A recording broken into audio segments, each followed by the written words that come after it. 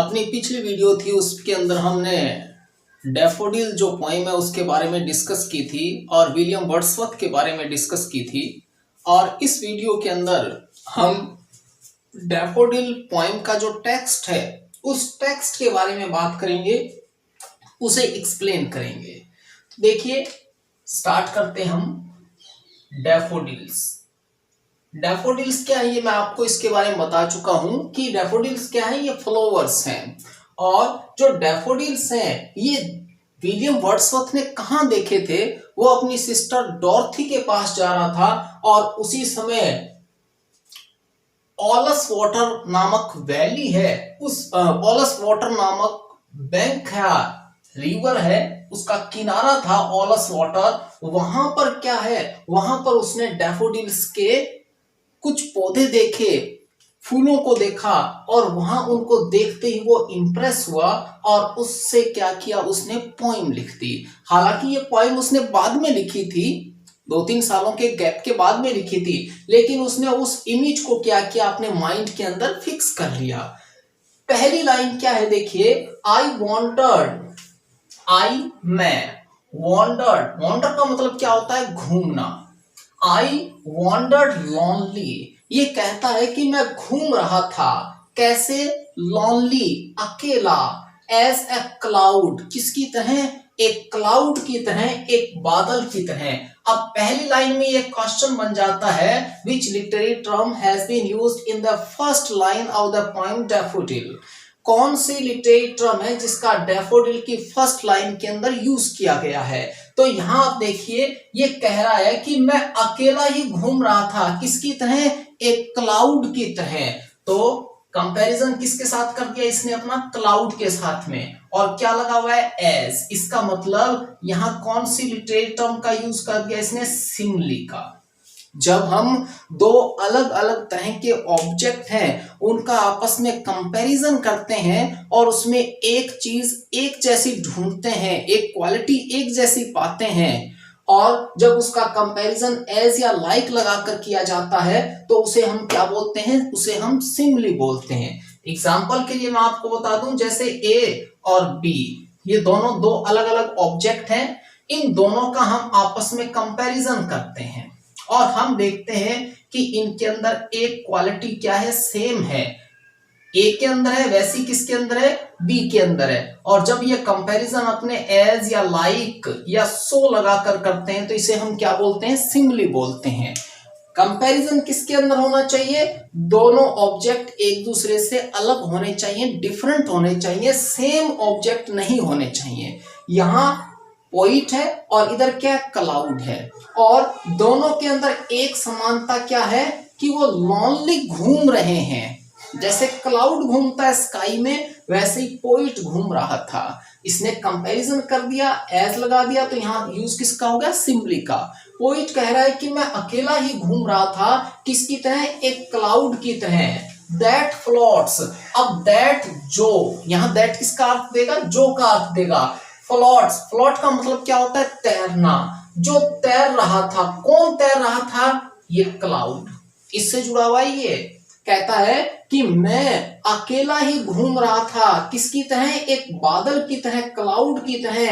That floats, जो तैर रहा था, ऑन हाई, काफी ऊंचाई पर, ओवर वेल्स, घाटियों के ऊपर, एंड हिल्स, और पहाड़ियों के ऊपर। कि मैं घूम रहा था अकेला, बिल्कुल वैसे ही मैं अकेला घूम रहा था जैसे कि बादल है, वो बादल घूमता है या तैरता है।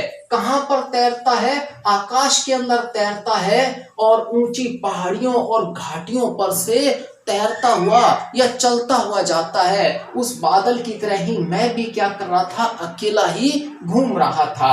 अब यहां आपको एक चीज बता दूं, यहां वर्ड यूज हुआ है फ्लोट। तो देखिए, फ्लोट और सिंक। अब दूसरा होता है स्विम और ड्रॉन। ठीक है, ये जो वर्ड है दोनों, इन दोनों का हम यूज करते हैं लाइफलेस के लिए, और इन दोनों का हम यूज करते हैं ह्यूमन बींग्स के लिए या जिनके अंदर लाइफ है, मतलब एनिमेट के लिए, सजीव के लिए। ये सजीव के लिए यूज होता है, ये निर्जीव के लिए यूज होता है। ठीक है। फ्लोट का मतलब क्या है? तैरना। सिंक का मतलब क्या है? डूबना। अपोजिट है ये एक दूसरे के। जब कोई निर्जीव चीज है वो तैरेगी, जैसे पानी के ऊपर लकड़ी तैर रही है, तो आप स्विम नहीं लिखोगे, क्या लिखा जाएगा? फ्लोट लिखा जाएगा। इसी तरह से कोई जहाज है वो समुद्र में डूब गया, तो उसमें आप ड्रॉन नहीं लिखोगे, क्या लिखोगे? सिंक लिखोगे। जब कोई निर्जीव चीज तैरती है तो हम फ्लोट लिखते हैं, और डूबती है तो सिंक लिखते हैं। उसी तरह अगर कोई सजीव है वो तैरेगा तो हम स्विम लिखेंगे, और डूबेगा तो ड्रॉन लिखेंगे। इस बात का यहाँ पर आप ध्यान रखिए। हाँ, अगली लाइन अपने देखते हैं। That floats on high over vales and hills. ये कहता है कि बादल है, वो बादल जैसे तैरता है या चलता है ऊंची घाटियों पर और पहाड़ियों पर। When all at once, कहता है तभी, at once तुरंत ही, एकदम से, I saw a crowd, मैंने एक भीड़ देखी। क्राउड का मतलब क्या है? भीड़। ठीक है। मॉब भी बोल देते हैं इसे, लेकिन दोनों में डिफरेंस है। देखिए, क्राउड बोलते हैं हम जो नॉर्मल भीड़ होती है, और मॉब उसे बोला जाता है जो हिंसक भीड़ होती है, जो नुकसान पहुंचा सकती है, उसे हम क्या बोल देते हैं? उसके लिए हम वर्ड क्या यूज करते हैं? मॉब। कहता है कि when all at once, और घूमते हुए, किसकी तरह घूमते हुए? एक बादल की तरह घूमते हुए मैंने अचानक से देखा, ए क्राउड, भीड़ देखी, ए होस्ट, होस्ट का एक मतलब मेजबान भी होता है, आप ध्यान रखना, मेजबान। ठीक है। लेकिन यहां होस्ट का मतलब क्या है? ग्रुप है, या आप कह सकते हो झुंड। ठीक है। यहां होस्ट का मतलब क्या होगा? ग्रुप होगा या झुंड होगा। कि उसी समय मैंने एक भीड़ देखी, ए होस्ट, और मैंने एक ग्रुप देखा, एक झुंड देखा। गोल्डन डैफोडिल्स, सुनहरे रंग के डैफोडिल के फूलों का, कि डैफोडिल के सुनहरे रंग के जो फूल थे, उन फूलों की मैंने भीड़ देखी, उन फूलों का मैंने क्या देखा? झुंड देखा। बिसाइड द लेक, बिसाइड का मतलब क्या है? पास में। लेक का मतलब क्या है? झील। कि जो झील है, उस झील के पास में मैंने क्या देखा? उन फूलों का झुंड देखा। और झील कौन सी है? एलोस वाटर। ये मैं आपको बता चुका हूं, इस झील की बात कर रहा है यहाँ। अब यहाँ एक चीज और देख लीजिए, ये जो वर्ड है बिसाइड, BESIDE, और एक होता है BESIDES, दोनों में बहुत डिफरेंस है। ये जो बिसाइड है, इसका मतलब है नियर, बाय, पास में। ठीक है। और एस लगते इसका मतलब हो जाएगा in addition to. In addition to का मतलब क्या है? अलावा, अतिरिक्त। ठीक है। खाली आप बिसाइड लिख रहे हो तो उस बिसाइड का तो मतलब है पास में। ठीक है। एस लगाते ही उसका मतलब क्या हो जाएगा? अतिरिक्त, अलावा। बिसाइड द लेक, और कहता है कि मैंने वो सुनहरे जो डैफोडिल के फूल थे, उन फूलों को देखा। कहां देखा? झील के पास देखा। बीनीथ द ट्रीज, पेड़ों के नीचे। कि झील थी और उस झील के पास में क्या है? पेड़ों के नीचे वो डैफोडिल के फूल हैं, वो फूल लगे हुए थे, और उन फूलों को खिलता हुआ उसने देखा। और उसी समय क्या हुआ? उसका माइंड है वो वहां अट्रैक्ट हो गया, आकर्षित हो गया। किसको देखकर? उन गोल्डन डैफोडिल्स के फूलों की ब्यूटी को देखकर, उनकी चार्म को देखकर। पोइट है ये, पोइट आगे नहीं चल पाया, वहीं रुक गया, उनकी ब्यूटी को गेज करने लगा, उसे निहारने लगा। क्यों? क्योंकि पोइट क्या होता है? सेंसिटिव होता है। तो इसीलिए पोइट कह रहा है कि जैसे मैंने उसे देखा, एट वंस कहता है मैंने उसे देखा, और कहां देखा? पेड़ों के नीचे देखा, और उससे वो क्या हुआ? इंप्रेस हुआ, आकर्षित हुआ। फ्लटरिंग, फ्लटरिंग का मतलब क्या होता है? फड़फड़ाना। यहाँ मतलब क्या है? हिलना। जैसे हवा के झोंके आ रहे थे, हवा चल रही थी, वैसे क्या रहे थे? वो हिल रहे थे। And dancing in the breeze, breeze का मतलब क्या है? हवा।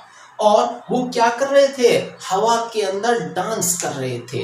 यहाँ पर पोइट इमेजिनेशन करता है कि हवा चल रही है, वो फ्लावर क्या करते हैं, मूव करते हैं, हिलते हैं, मूवमेंट करते हैं। तो पोइट इमेजिन करता है कि मानो वो क्या कर रहे हैं, वो डांस कर रहे हैं। और ये जो सीन है, ये चार्म है, ये पोइट को क्या करती है, अट्रैक्ट करती है।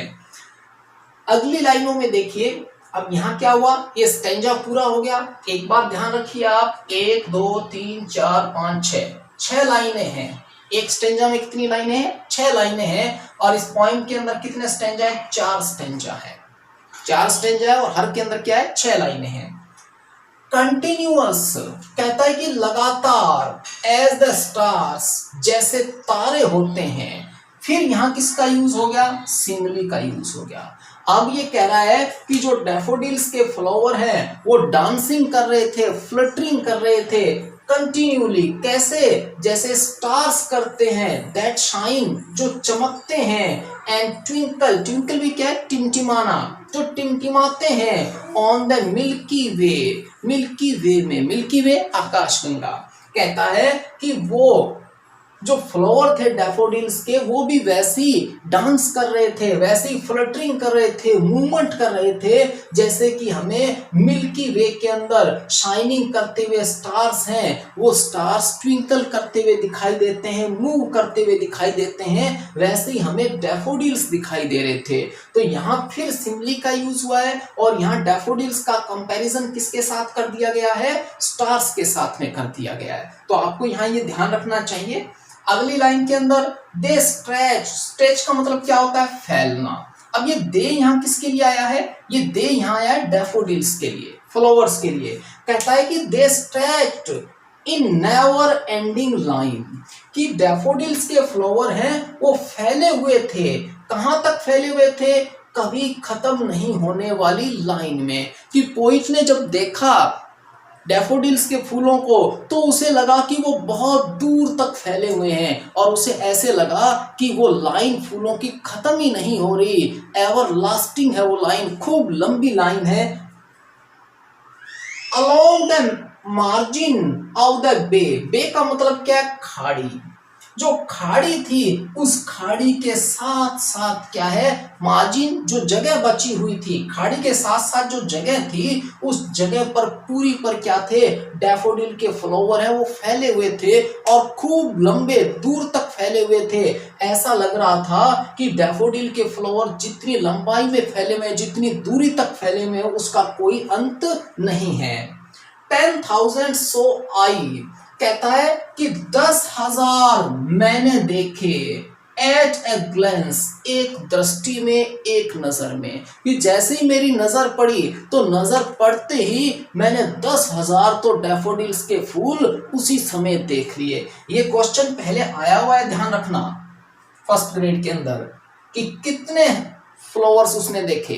तो फ्लावर्स कितने देखे, 10,000 देखे। ये आप ध्यान रखिए कि 10,000 है वो उसने एक ही ग्लेंस में देखे, एक ही नजर के अंदर देखे। टॉसिंग, टॉस का मतलब क्या होता है, आपने क्रिकेट के मैच देखे होंगे, उसके अंदर टॉस किया जाता है। टॉस में क्या करते हैं, कॉइन है, उस कॉइन को ऊपर उछाला जाता है। तो टॉस का मतलब क्या है, उछालना। टॉसिंग दियर हेड्स, दियर यहां किसके लिए आया है, फ्लावर्स के लिए। ठीक है, कि फूल हैं वो अपने सिरों को ऊपर उछाल रहे थे, इन स्प्राइटली डांस। स्प्राइटली का मतलब क्या है, हैप्पी, हैप्पीली, जॉयफुली, कि बड़े खुशी के साथ में जो डैफोडिल्स के फ्लावर हैं वो अपने सिरों को ऊपर उछाल रहे थे। कि जब उसने डैफोडिल्स के फ्लावर को देखा तो उसे ऐसे लगा कि वो खुशी से नाच रहे हैं, अपने सिरों को ऊपर उठा रहे हैं। जैसे हवा चलती उन फ्लावर्स में मूवमेंट होता, और पोइट है वो पोइट इमेजिनेशन करता कि मानो ये डांस कर रहे हैं, ये अपने सिरों को क्या कर रहे हैं, ऊपर उठा रहे हैं। क्यों, क्योंकि इमेजिनेशन करना ही क्या है, पोइट का काम है। Poetry can not be possible without the help of imagination. A poet goes in the world of his own imagination and then create some composition, some poem or other literary creation। वो अपने imaginative world में जाता है और वहीं जाकर वो क्या करता है, क्रिएशन करता है। तो पोइट इमेजिनेशन करता है कि मानो वो क्या कर रहा है, वो देख रहा है और वो फूल हिल रहे हैं, तो वो ऐसा लगता है कि उसे वो फूल क्या कर रहे हैं, वो डांस कर रहे हैं, अपनी गर्दन है उन गर्दन को क्या कर रहे हैं, हिला रहे हैं। अब अपने आगे का पार्ट इसका देखते हैं। अभी अपने ने 2 स्टेंजा किए, 12 लाइनें की है। अब इसके आगे क्या है उसके बारे में देखते हैं। मैं इसे रब कर देता हूं और रब करने के बाद में आगे की लाइनें हैं वो लाइनें लिखकर अपने आगे के बारे में डिस्कस करते हैं कि आगे की लाइनों में ये क्या कहता है, क्या बताया गया है। अब आगे देखिए, हमने 2 स्टेंजा कर लिए थे इस पोएम के, और अब अगला स्टेंजा हम देखते हैं। द वेव्स, वेव्स का मतलब क्या है, लहरें। द वेव्स, लहरें, बिसाइड, अब फिर यहाँ बिसाइड आ गया। बिसाइड का मतलब क्या है, पास में। बिसाइड देम, देम यहाँ किसके लिए, फ्लावर्स के लिए, फूलों के लिए, डैफोडिल्स के लिए। द वेव्स बिसाइड देम, कहता है जो लहरें थी उन फूलों के पास में, डांस्ड, वो भी क्या कर रही थी, नाच रही थी। कहता है कि जो झील की लहरें थी, जो पानी की लहरें थी, वो लहरें भी उन डैफोडिल्स के फूलों के पास में नाच रही थी। बट दे, लेकिन उन्होंने, अब ये दे यहाँ किसके लिए, ये ध्यान रखना, ये दे है डैफोडिल्स के लिए, ठीक है। बट दे, लेकिन उन डैफोडिल्स के फूलों ने आउटडिड, आउटडिड का मतलब क्या होता है, आउटडिड का मतलब होता है आगे निकल जाना, गो अहेड, ठीक है, आगे निकल जाना। But they outdid the sparkling wave, लेकिन वे आगे बढ़ गए, आगे निकल गए, किनसे, स्पार्कलिंग, चमकती हुई, वेव, लहरों से, इन ग्ली, ग्ली का मतलब क्या है, Joy.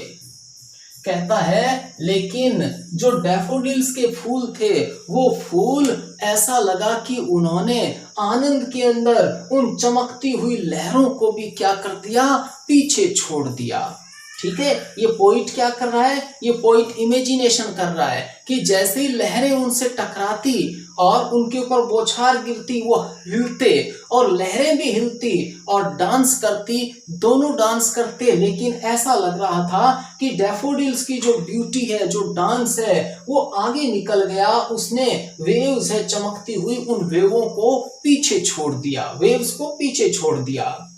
A poet could not but be के, और कहता है कि एक जो पोइट है, वो पोइट ऐसा सीन देखकर कुछ नहीं कर सकता, बट सिवाय बी गे, हैप्पी होने के। गे का मतलब क्या है, जॉयस होना, हैप्पी होना। कहता है कि एक पोइट है, पोइट क्या होता है मैं आपको बता चुका हूं, सेंसिटिव। तो कहता है कि एक पोइट है जो सेंसिटिव होता है, जब वो इतनी ब्यूटीफुल सीन को देखता है, सीनरी को देखता है, तो उस समय वो कुछ नहीं करता, लेकिन वो क्या होता है, वो हैप्पी होता है, जॉयस होता है, उसे एक डिफरेंट काइंड का जॉय मिलता है, हैप्पीनेस मिलती है। इन सच ए जॉकंड कंपनी, जॉकंड का मतलब क्या है, जॉयस, हैप्पी। ऐसी हैप्पी या खुशी वाली कंपनी के, कौन सी कंपनी के, डैफोडिल्स की। कहता है कि एक पोइट है, जब वो ऐसा सीन देखता है और जब उसे डैफोडिल की कंपनी मिलती है, हैप्पी कर देने वाली, खुश कर देने वाली, तो कहता है कि वो पोइट कुछ नहीं करता, सिर्फ वो क्या होता है, वो खुद भी खुश हो जाता है, गे हो जाता है। आई गेज्ड एंड गेज्ड, अब यहां देखिए, गेज्ड एंड गेज्ड, पूरा का पूरा वर्ड रिपीट हुआ है, इसे हम क्या बोलेंगे, रिपीटिशन बोलेंगे, रिपीटिशन। यहां कौन से लिटरेरी टर्म का यूज हुआ है, रिपीटिशन का। एलिट्रेशन भी कह सकते हो आप, ये दोनों, एलिट्रेशन भी हो गया, कॉन्सोनेंट रिपीट हो रहा है, ठीक है। आई गेज्ड, गेज का मतलब क्या होता है, निहारना, देखना, ठीक है। देखिए, लुक, वॉच, सी, गेज और स्टेयर, ठीक है। इनका सबका मतलब क्या है, देखना है, लेकिन यूज अलग अलग है। लुक का हम यूज कब करते हैं, जब अचानक से हमारा ध्यान जाता है किसी की तरफ तो हम किसका यूज करते हैं? लुक का। सी का हम यूज कैसे करते हैं? जब हम देखते हैं और हमें नेचुरली सामने कोई ऑब्जेक्ट दिखाई दे रहा है विदाउट एनी एफर्ट, तो हम किसका यूज करते हैं? सी का यूज करते हैं। वॉच का जब हम किसी ऑब्जेक्ट को ध्यान से देखते हैं उसके लिए किसका यूज किया जाता है? वॉच का यूज किया जाता है। और स्टीयर का जब हम गुस्से में किसी को घूरते हैं तो हम किसका यूज करते हैं? स्टीयर का यूज करते हैं। गेज का जब हमें कोई ऑब्जेक्ट अच्छा लगता है, हम उसे निहारते हैं, देखते हैं, तो हम किसका यूज करते हैं? गेज का यूज करते हैं। इसी तरह से लिसन और हियर आता है, ये आपको ध्यान होगा। दोनों का मतलब क्या है? सुनना है। हियर तो क्या है कि जो हमें नेचुरली जो साउंड सुनाई दे रहा है वो क्या है? वो हियर है। और जो हम ध्यान से सुनते हैं, अटेंटिवली होकर सुनते हैं, उसको उसके लिए हम क्या यूज करते हैं? लिसन यूज करते हैं। अब हम यहां आ जाते हैं वापस। आई गेज्ड एंड गेज्ड कहता है कि मैंने निहारा और उन्हें निहारा, बट लिटल थॉट, लेकिन मैंने थोड़ा ही उसके बारे में सोचा था। क्यों थोड़ा ही सोचा था? I have already told you about the manner in which William Wordsworth right his poems. जिस तरीके से वो अपनी कविताएं लिखता है उसका तरीका मैं आपको पहले ही बता चुका हूं कि उसने थोड़ा सोचा। क्यों? क्योंकि अब उसने सीन देख लिया और वो उसके माइंड में क्या हो चुका है? फिक्स हो चुका है। अब उसके बारे में वो लिखेगा कब? बाद में लिखेगा। उसको वो रिवाइव करेगा, उस सीन को वो दोबारा क्या करेगा? अपने माइंड में फिक्स करेगा, फील करेगा, तब वो उसके बारे में फिर सोचेगा और फिर लिखेगा। इसीलिए ये कह रहा है कि मैंने उसे देखा और मैंने उसके बारे में सोचा नहीं, थोड़ा ही सोचा। वॉट वेल्थ, वॉट क्या? वेल्थ का मतलब यहां क्या है? संपत्ति, दौलत। The show to me had brought कहता है कि जो वेल्थ थी जो उन्होंने मुझे दिखाई, वे वेल्थ क्या हुई? वो वेल्थ मुझे मिली। वो मेरे लिए क्या लेकर आए? एक वेल्थ लेकर आए। हैड ब्रॉट फॉर ऑफ्ट कि जो वेल्थ थी, कौन सी वेल्थ? ये डैफोडिल्स की ब्यूटी की वेल्थ। जो वेल्थ उन डैफोडिल्स के फूलों ने उसे दिखाई थी, हैड ब्रॉट फॉर ऑफ्ट, वो वेल्थ प्राय आती थी उसके पास। वेल्थ का यह मतलब क्या है? कौन सी वेल्थ? जॉय की वेल्थ, आनंद की वेल्थ। जो डैफोडिल्स के फूलों को देखने से उसे मिली थी, वही जॉय, वही आनंद उसके पास आता था। When on my couch, couch आप सोफा बोल सकते हो। यहाँ कहता है कि जब मैं अपने सोफे पर लेटता था, कि जब मैं अपने सोफे पर लेटता था तो वही वेल्थ क्या होती थी? मेरे पास आती थी। मतलब जब वो रिलैक्स होकर बैठता था तो वापस वही सीन उसके दिमाग में क्या होता? क्रिएट होता था। इन वैकेंट, वैकेंट का मतलब क्या है? खाली। कहता है जब मैं बिल्कुल खाली होता था। और इन पेंसिव मूड, मूड का मतलब आपको पता है मनोदशा। पेंसिव का मतलब क्या होता है? पेंसिव का मतलब होता है थॉटफुल। क्या मतलब है? थॉटफुल। इसे मेडिटेटिव भी कह सकते हो, मेडिटेटिव, चिंतनशील।